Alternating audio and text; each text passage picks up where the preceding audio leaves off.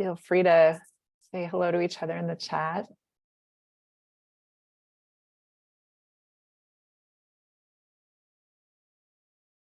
I imagine some of us are settling in with lunches, a lunch and learn session, perhaps, for those of you on the East Coast, and maybe brunches for those of us on the West Coast.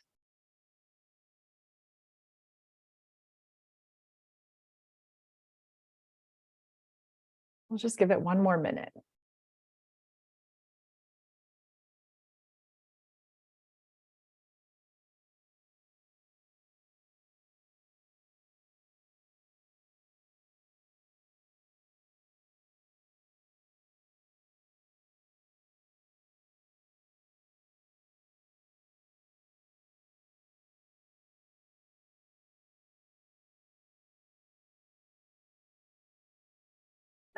Okay, well, we definitely want to make sure we have as much time as possible with Dr. Ducar. So we are going to get started and let folks jump in while we're in our flow. So I just want to welcome you all, so many friends in this room. And I'm Star Plaxton Moore. I'm the Director of Community Engaged Learning at the University of San Francisco. And I'm also a member of the IRSlice board. It's an honor to co-moderate this webinar today after presenting my own dissertation in this forum last year. And it's an absolute thrill to be in conversation with our main speaker, Dr. Jamilah Ducar, whom I've admired from afar, but never had the chance to work with her until this opportunity arose. So I hope you all are ready to absorb Dr. Ducar's wisdom as I am. Before we begin, I wanted to provide a little background on this webinar series for folks who may not have attended previously. The Dissertation Dish is a collaboration between the International Association for Research on Service Learning and Community Engagement, also known as IRSlice, Imagining America, and Lead California, which is formerly California Campus Compact. Dissertation Dish webinars are meant for all audiences, from seasoned scholars to practitioners, to graduate students, as well as for journal editors and conference organizers seeking scholars to present the most current and innovative research. These webinars serve to lift up and highlight some of the most recent and innovative research in the community engagement field and offer support and guidance for folks in graduate programs seeking insights from those who have just gone through this experience.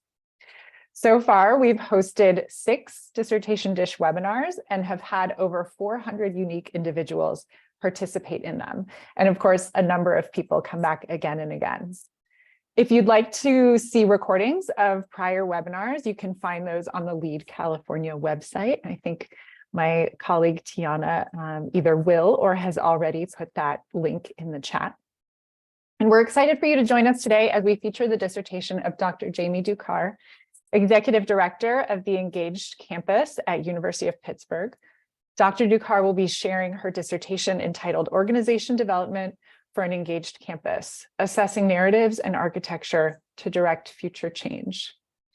After the presentation, I'll work with my esteemed co-moderator, Dr. Lina Dastilio, who's the Vice Chancellor of Engagement and Community Affairs at University of Pittsburgh, to facilitate a Q&A.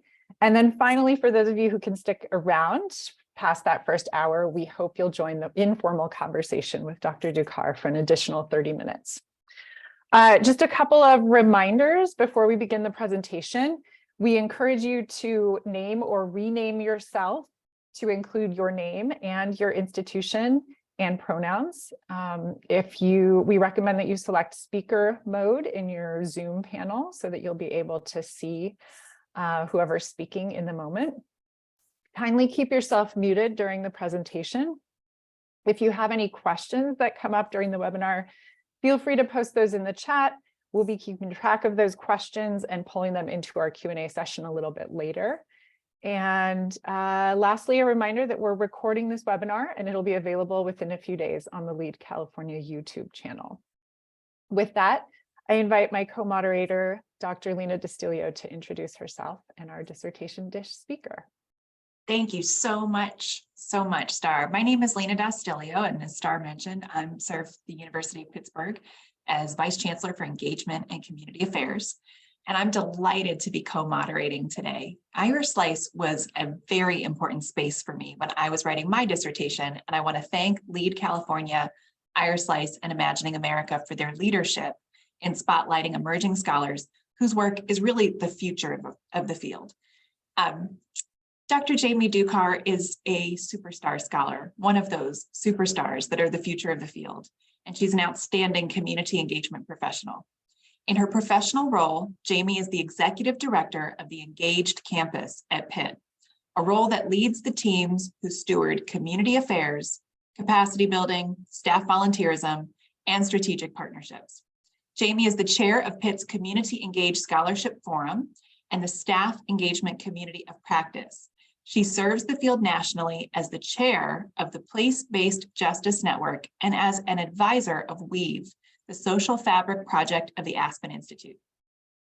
Jamie received a Doctor of Education degree as part of the inaugural urban education cohort at the University of Pittsburgh. Jamie's scholarship is advancing how we support and leverage community engagement professionals to lead the next phase of engagement across higher education. So it is my distinct pleasure to introduce Dr. Jamilah Ducar to you and welcome her to share with us her outstanding scholarship. Hello, everyone, and thank you, Lena, for the amazing introduction.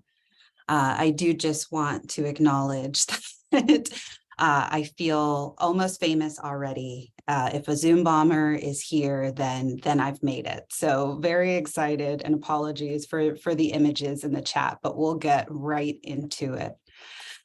So as mentioned by my fearless leader, Lena, I serve as the executive director of the Engaged Campus at the University of Pittsburgh.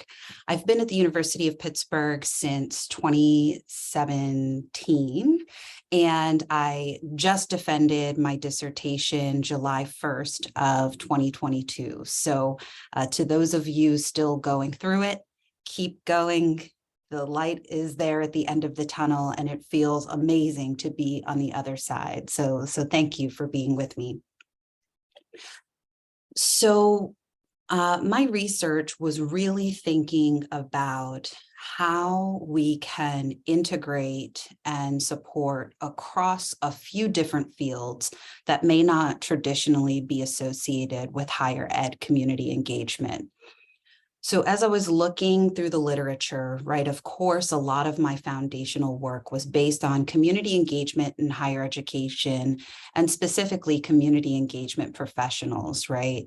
We've been started to be named as a field and sector just recently. And so I wanted to know what were the ways in which the CEP experience was being described, how are they being supported, and how did they show up in their institutions? I then also really latched on to this idea of organizational architecture, and I'll speak a little bit more about this on the next slide. But organizational architecture expands what we usually use as just sort of infrastructure, right? We think about our core infrastructure for our work, our core infrastructure to scaffold on, and it adds to it by considering the people and the conditions, the intentional design of an organization, all as being key ways that we understand how an organization interacts with its people and how its people interact with it. And then finally, I thought about what is that sort of generative process that can pull things together. And I found research around dialogic organization development. And that to me was really that sort of key connector that helped me start to pull these pieces together and help me better conceptualize what it is I needed to look across in order to bring a comprehensive framework together. So I just want to sort of dive in a little bit more so to the people and sort of the literature that I mean here, right? We've got Boyd, Dastilio, Farner, Furco, Holland, Sandman. Those of you that have done community engagement research know these names. And so these are the folks that are looking at the motivators of CEP, that have thought about what are the competencies and orientations of the field. How is it we serve our institutions and our communities at large by the positionality that we take on? And also, right, not just our KSAs, our knowledge, skills, and attributes, but our civic lives and our agency. How do those things show up in institutional praxis? So all of those things were really helpful to sort of offer me, all right, this is what we've already got to work with.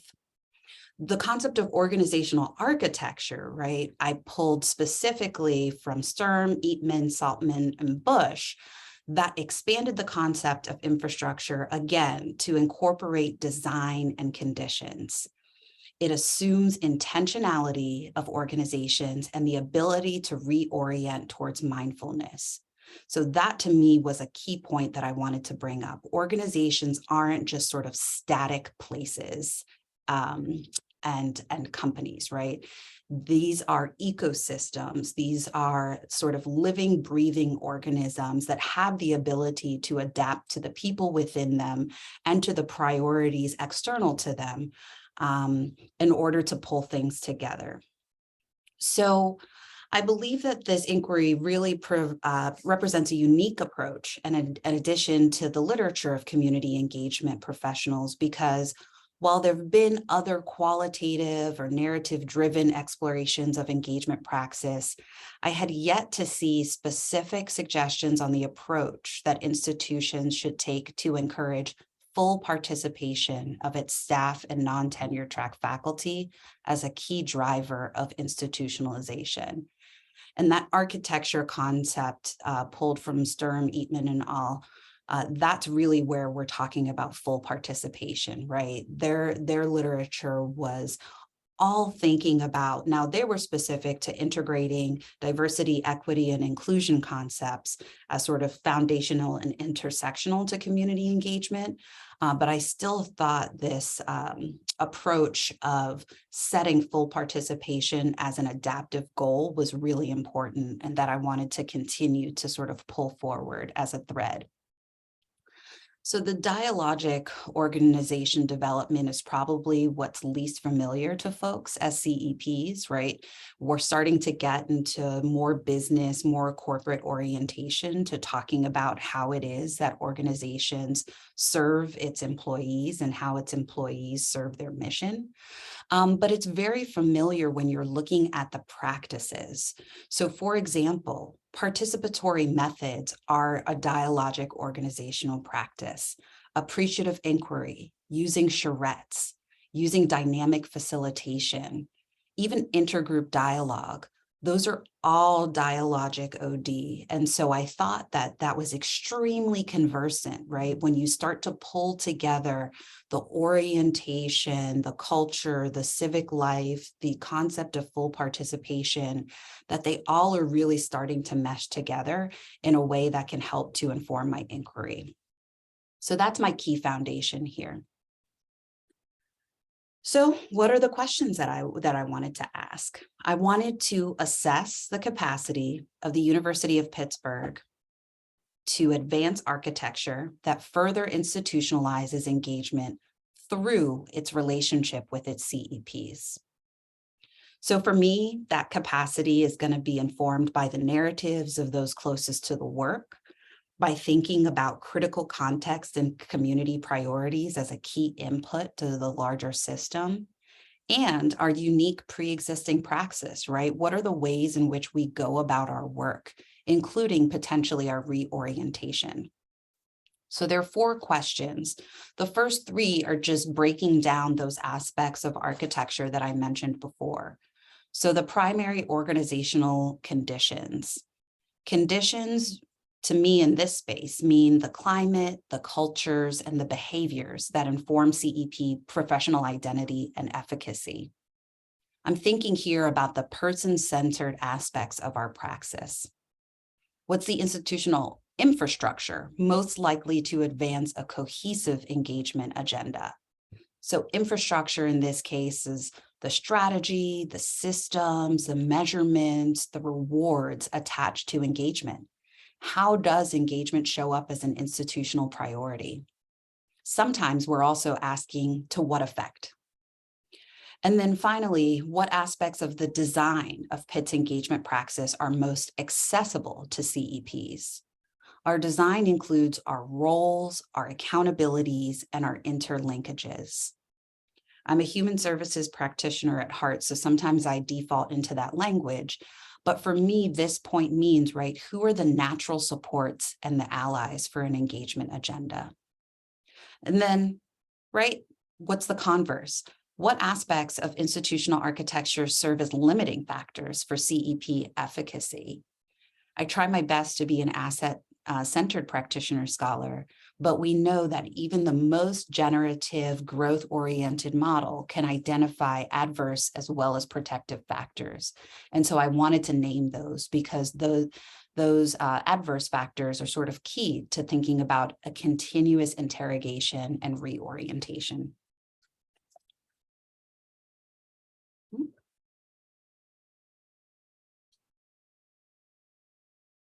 All right. So I'm sure many of your institutions have something similar. We have a plan for Pitt, right? It's our large strategic 5-year framework that we use to think about our work, to align our strategy. And I also wanted to just sort of make a nod to Pitt because the University of Pittsburgh was the sort of boundaries of my study. And so here at the University of Pittsburgh, we align across our people, our programs, and our purpose. And so I just want to describe my study in the same way. So who are the people that I'm talking about? The individuals that hold roles responsible for facilitating community engagement on behalf of the University of Pittsburgh. I'm calling my methods the programs, right? So I did a CEP survey. I also did some semi-structured interview. I also did some artifact analysis to sort of lead me through my study. And then the purpose. There's a dual purpose here. I'd want to support my institution, but also my role as executive director of the Engage campus. It's important for me in my positionality to understand and advance the breadth of community engagement professionals here on our campus.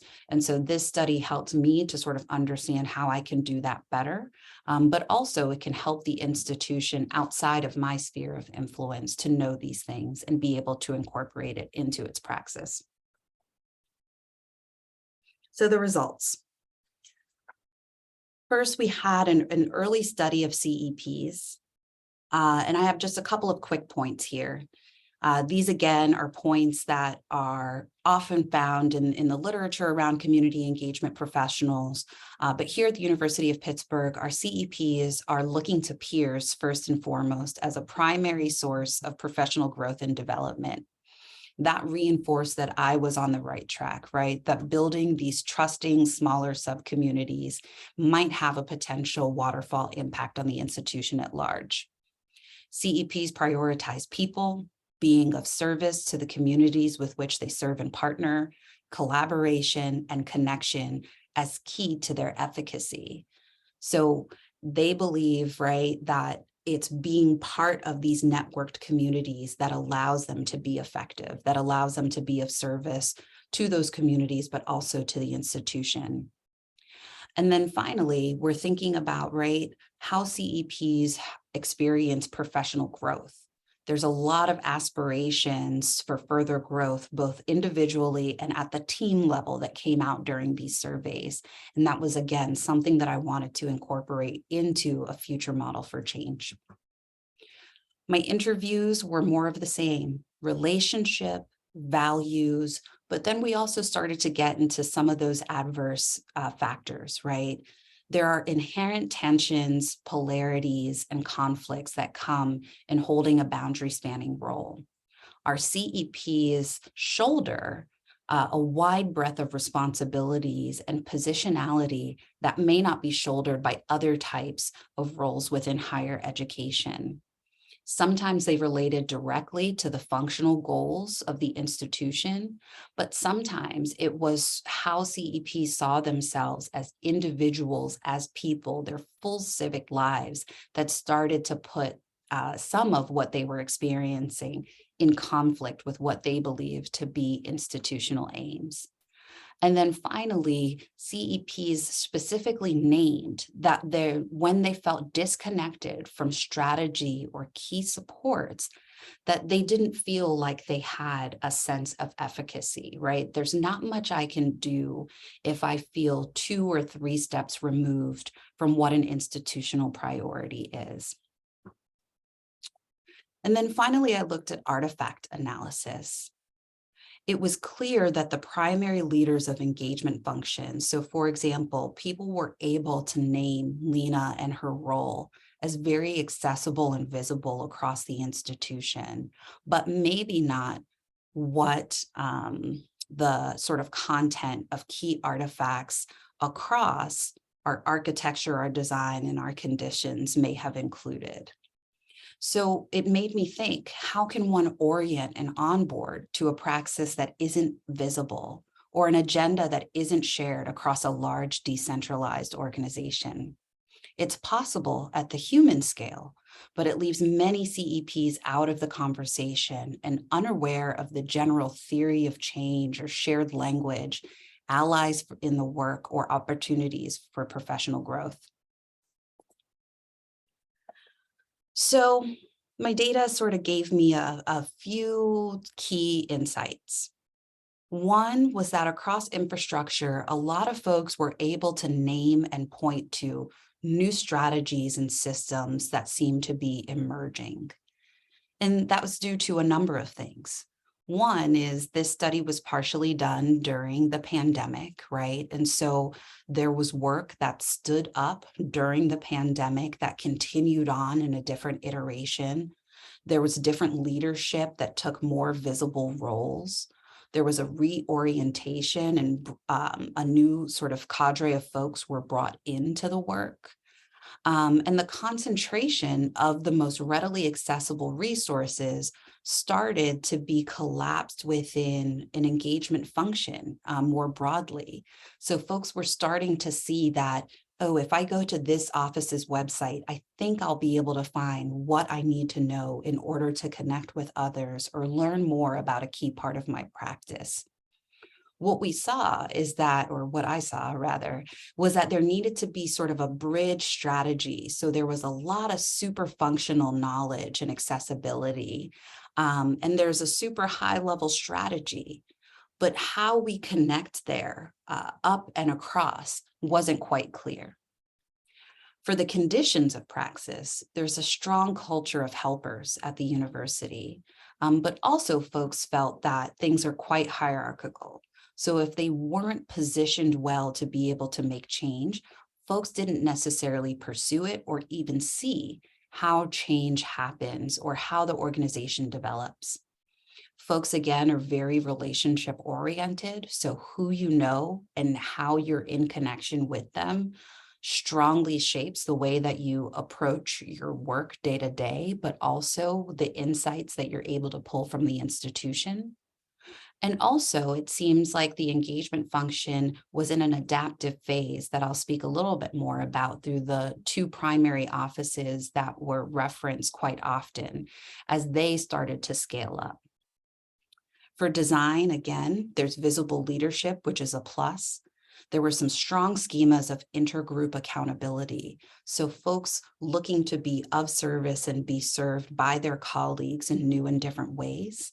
And there was strong early evidence that certain collaborations can generate really effective initiatives and artifacts if they're intentional about making sure to touch across each of these aspects of architecture. And so this is the model that I propose as really a way to get to a strong institutionalized praxis. It's an opportunity for flexible application and iteration.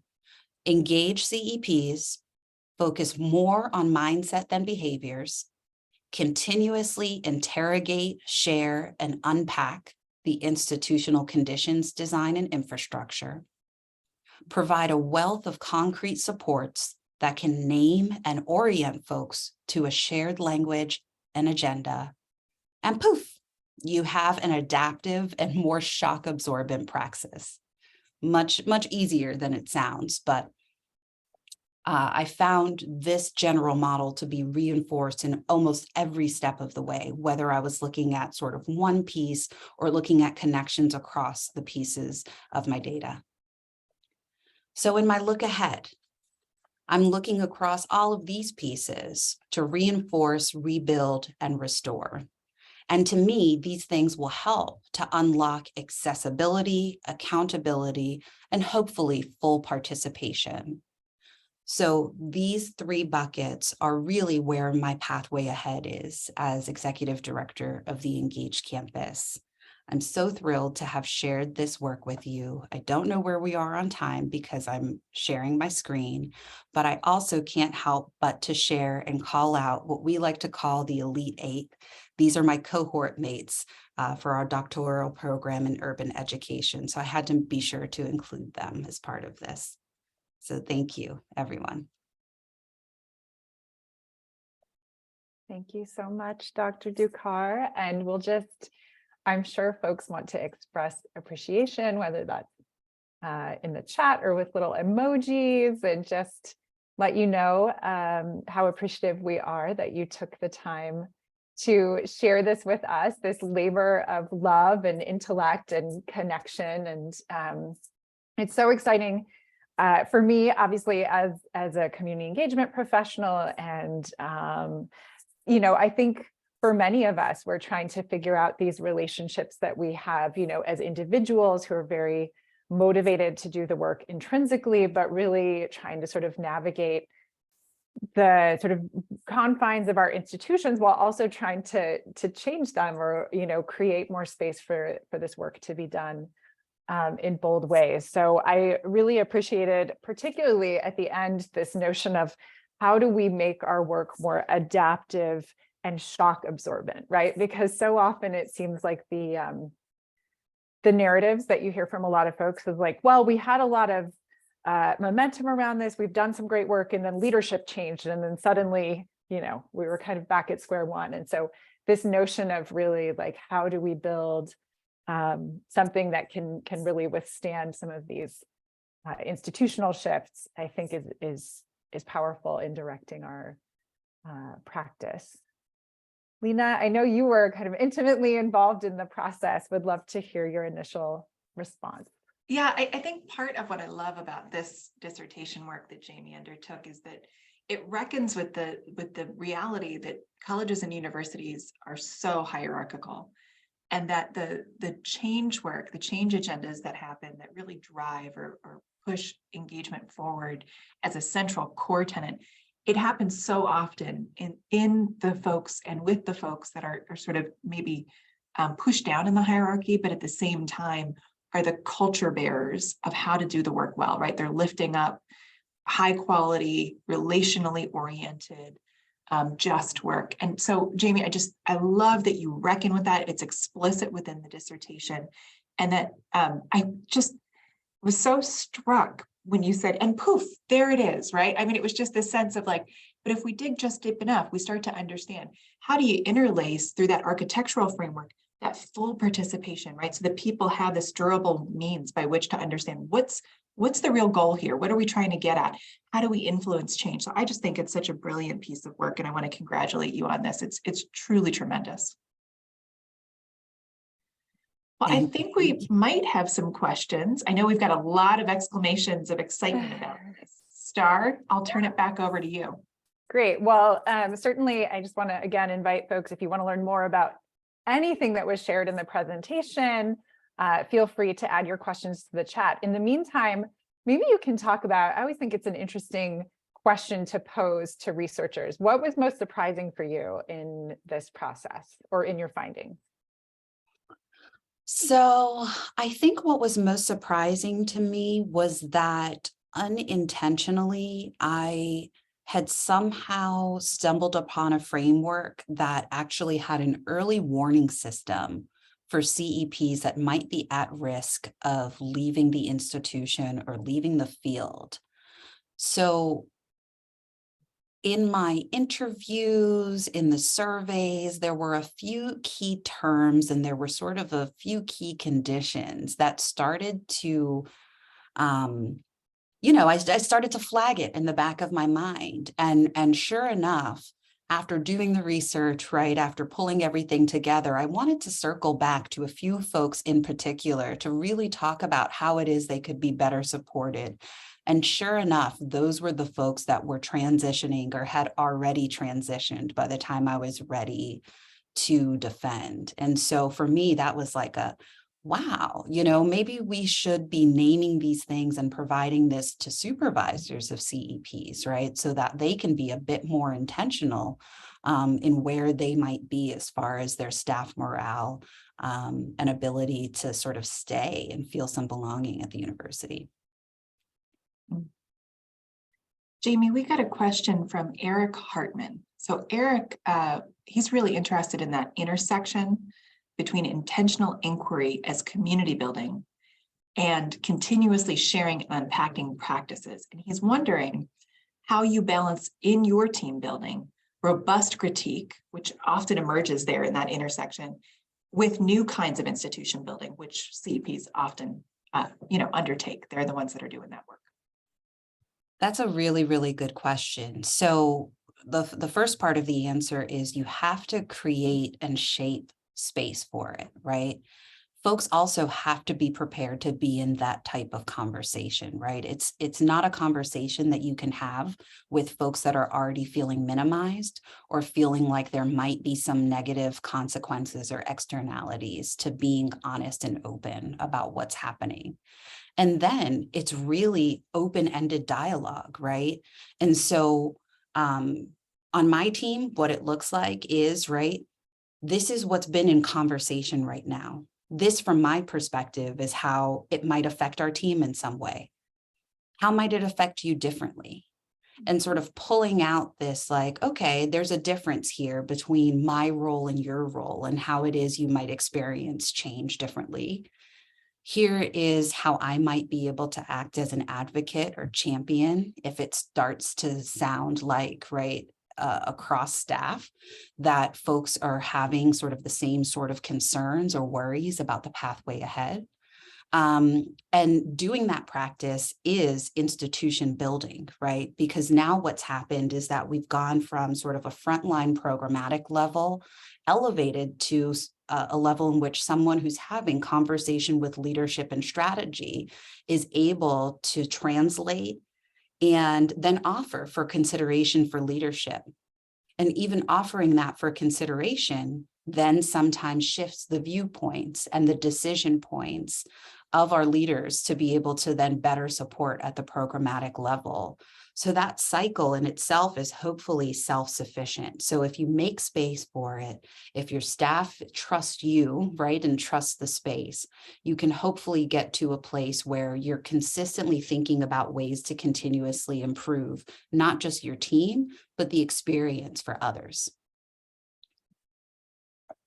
So that seems like sort of a beautiful way of things happening at Pitt. And I understand that a lot of that is based on, the folks at all levels who are really dedicated to doing this work. I think Amanda from University of Florida has an interesting question about some of those external factors that might intervene around, if you have any experience or any thoughts, Dr. Ducar, about what additional strategies maybe state colleges and universities would need to consider as they are navigating governments that are pushing more hierarchical approaches to decision making, and any fears sort of related to how community engaged work might be perceived.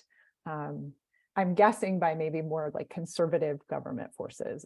I'll sort of throw that in there as my so it's a tough time for folks that want to be flexible and open-ended, right? We're in a time where people can take a position and then sort of exert power over. And so I definitely hear the sort of need and the ask in that question, but I'll be honest, I operate in an environment that's extremely generative due to the leadership here on our team, due to the leadership of our institution. And yes, we're in sort of a purple swing state, right? So there are always those questions of what might those externalities be? What might be the blowback if we choose to name certain things or to take a specific approach? What I say is you leave that to your leaders, right? I'm not in a place to be able to jump on a bus to Harrisburg and say, like, I'd really like to name anti-racism as one of my core tenets without you breathing down the institution's neck. But I'll say that it is possible, even in a highly hierarchical environment, to create these smaller scale communities of support.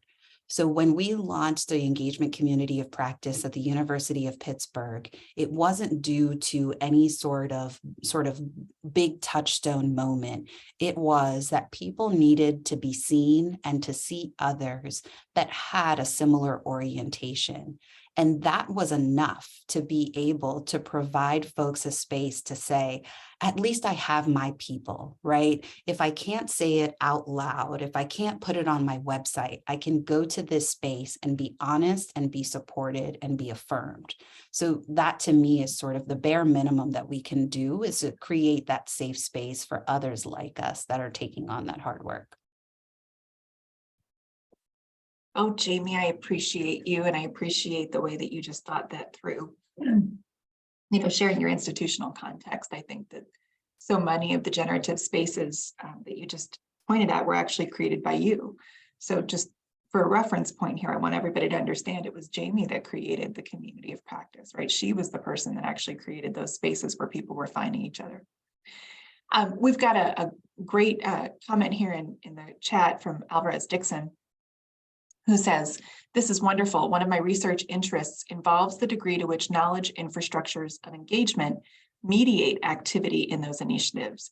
Identifying invisible infrastructures is a major challenge, and I'm considering artifact analysis as at least one way to reveal them. I'm interested in hearing more about your process for artifact analysis, as well as your thoughts about its usefulness to reveal the infrastructural components of the institution."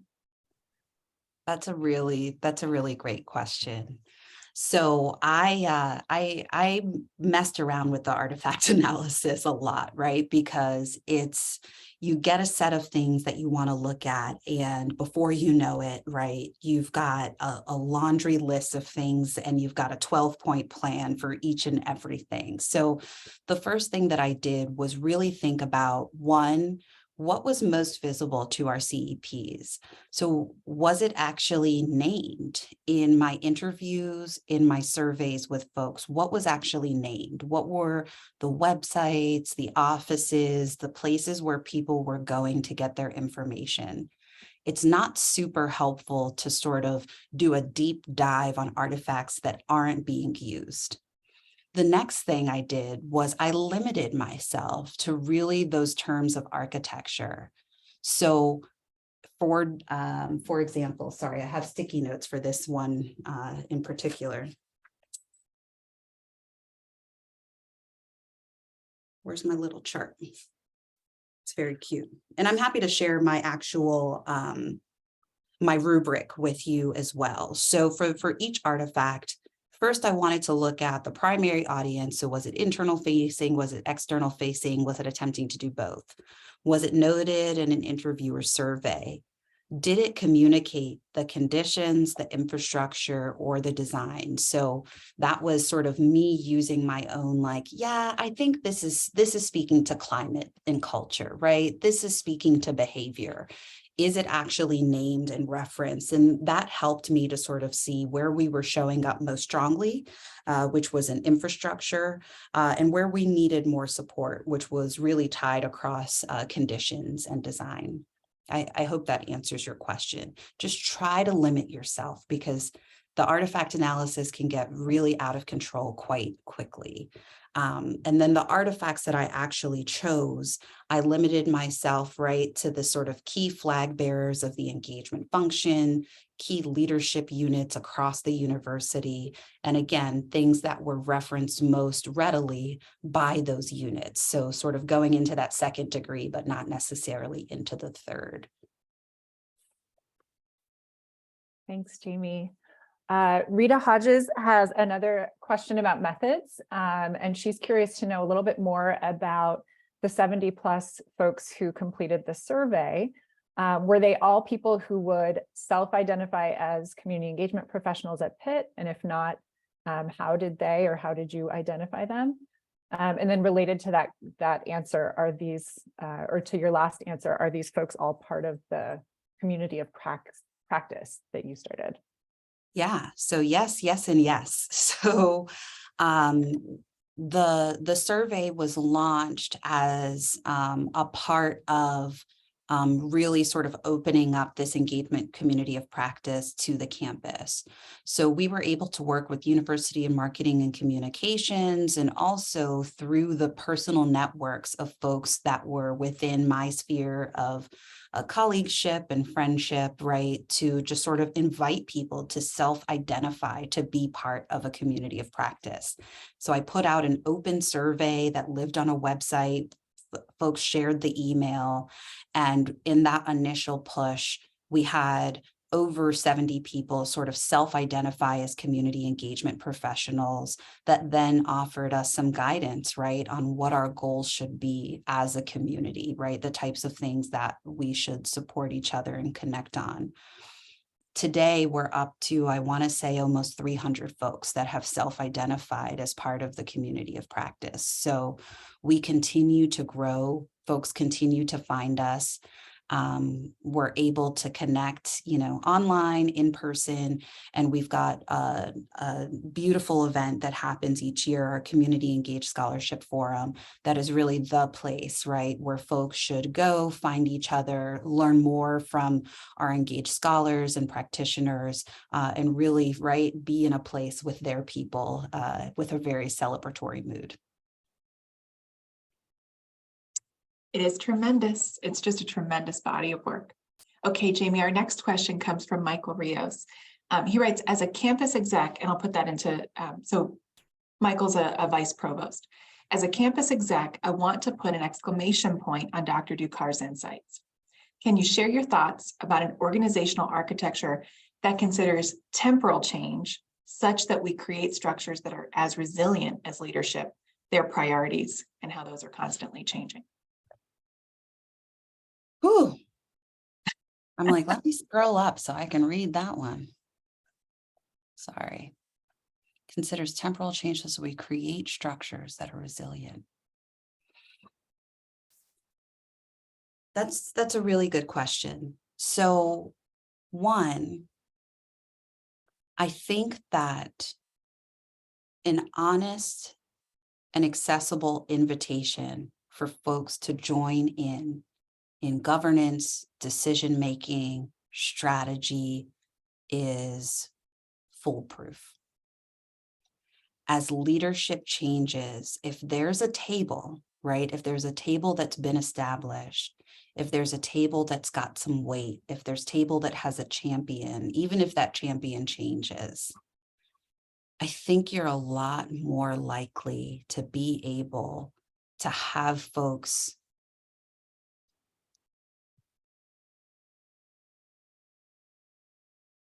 engage in a way that can help push this concept along. It's very difficult to do, I'll say. So I'll be honest, there are leaders that are not well positioned to create that table or to be the champion of that table. They should be there as a matter of political practice within the institution. But what you really need to do is identify who has that intrinsic orientation to being there, to creating the space, to facilitating constant involvement, and who's going to be that person that can champion actual changes and pivots that need to happen at the institutional level. I'm not sure if that answers. Well, Jamie, I appreciate the way that you went there, and I thought table setting is a key component of that. I'm also curious if you could just, maybe it's a different way of phrasing the question, but reflect with us on what you might have learned from your study about, you said it earlier, in many ways, this is about how to onboard people into a praxis that's invisible, but it's also how to onboard people into ever changing over time, sort of new infrastructure, new directions. So in what ways are people hoping or looking for you to help them keep continuity, right? What's the stream of continuity that's embedded in this kind of an organization? Yeah, well, we're doing the continuity work now, I believe, right? That we've been able to do all of these amazing activities, right? And bring on this amazing staff that has sort of the skill set to flex across our growth points. But what we're doing now as a team, right, is establishing what are the key core ways that we talk about engagement as an institution. Here goes our shared language encyclopedia. It's broad. It can be used and flexed across whether you're in academic context, if you're a business and operations context, whether you're a primary engagement function office. And that's sort of a new resource for us, because what we were finding, right, is that folks were having a tough time telling the story.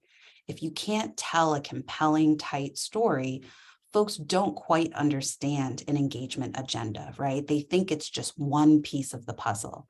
We've got community engagement centers on our team, right? That's not the end all be all of our practice and the way in which we're helpful and useful to our institution. So we had to broaden that. So if you can get a 50,000 foot view, if you can establish a 30,000 foot view, and if you can also establish this is the way in which our office operates across and within each of those pieces, then you have something that's a little bit more foolproof. And those things aren't changing quite so quickly, right? The way that we're broadly taking an orientation to the work, embedding values, setting priorities for the way we go about things, that's something that can stick for a 10-year plan. I actually have a follow-up question to that, because you talked about how, community engagement doesn't solely reside sort of within the community engagement centers or, whatever the sort of hierarchical structures are built to support that. So where are you drawing sort of allyship or collaboration when you think about, a broad definition of community engagement professionals?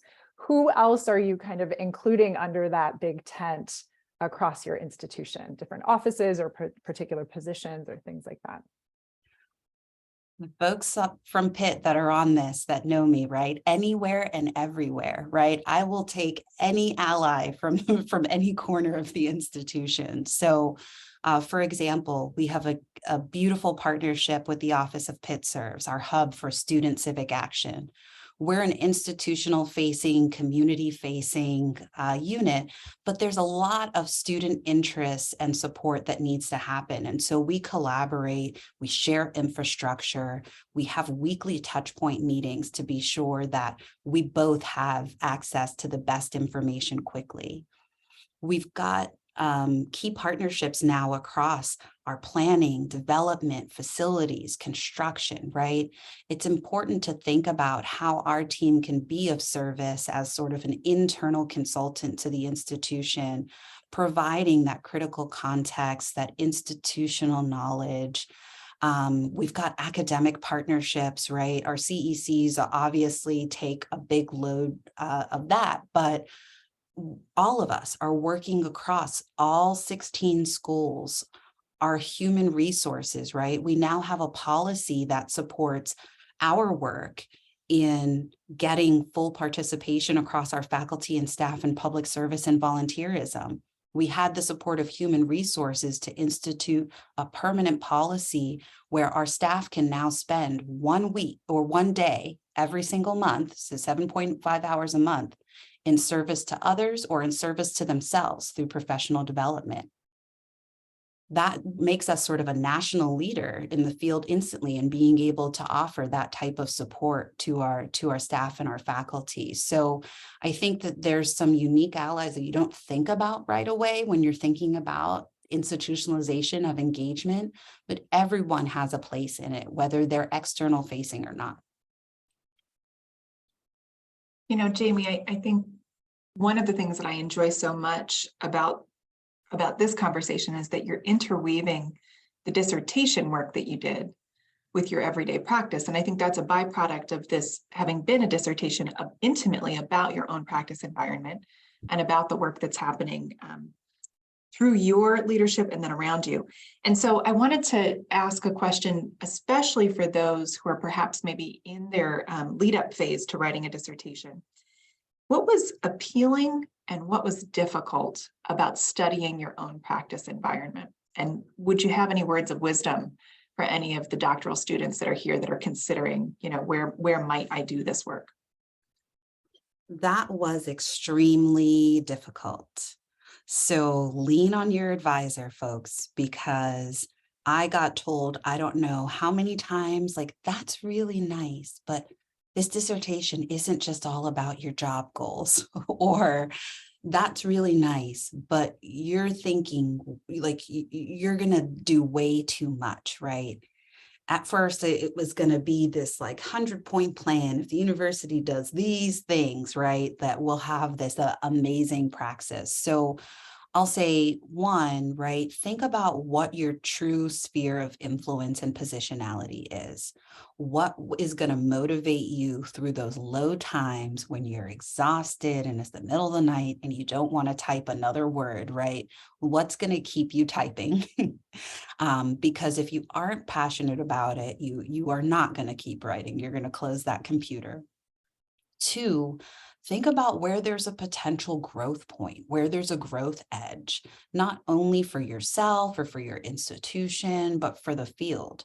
I was genuinely excited when I saw that, like, I don't think anybody's taken this approach before. I don't think anybody's talked about it in this way. And you figure that out while you're doing your lit review, right? You figure that out as you're able to talk to people a little bit more and get refined about what point it is you're actually trying to make. Jamie, I just want to offer that one of the things that's most pleasing about reading the work that you've done is that it's so pragmatic because it's really embedded in your everyday practice, but it is intellectually rich. And so I can imagine, and partially maybe I understand this from teaching in a doctoral program, the advice that we give to our students is sometimes just trying to guide toward a pretty intellectually rigorous question or project. But I think that you've delivered on that just so incredibly well. So I appreciate that and wanted to make sure that I called that out. And I appreciate that reminder about find something that you really care about. I think, in my process, I was circling around these things that felt like they were important to the field, but were just like not quite where my heart was at. And actually it was through, talking with mentors and really having them encourage that approach of like what, sort of start with like what's really driving you. Because it's a long road. And I remember one of my, the faculty members early in the doctoral program talking about it really is a labor of love. So like, if you look at it through that lens, then what do you want to be studying? What do you want to put out there to the world? So I feel really connected with you and how you experienced that process. So I just want to say thank you to Dr. Ducar for the presentation that you've given, for answering these questions so thoughtfully and thoroughly. This concludes the moderated Q&A part of our session. We still have, amazingly, another 30 minutes to pick your brain and be in deeper discussion with you about all your amazing research.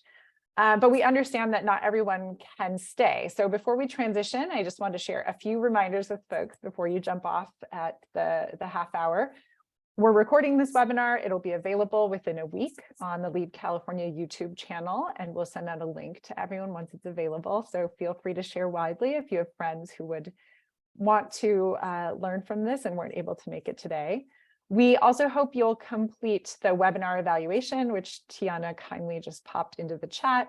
I think we'll also be emailing that out as well, so you'll have a few opportunities to provide your feedback. The next Dissertation Dish webinar will be on April 6th, 9 o'clock Pacific, and that will feature Dr. Carmine Parati, Assistant Director of Community Engaged Scholarship at the Swearer Center at Brown University. Dr. Parati's dissertation title is When There's Good, There's Good. When There's Harm, There's Harm. Diverse Voices on Community Engagement. So we'll be sure to reach out to folks with registration links and that sort of thing once they're available. And now we'll go ahead and move into our conversation. So for those who have to go, thanks for being with us. We're so glad you joined us. And for those who can stay, get ready for more rich discussion.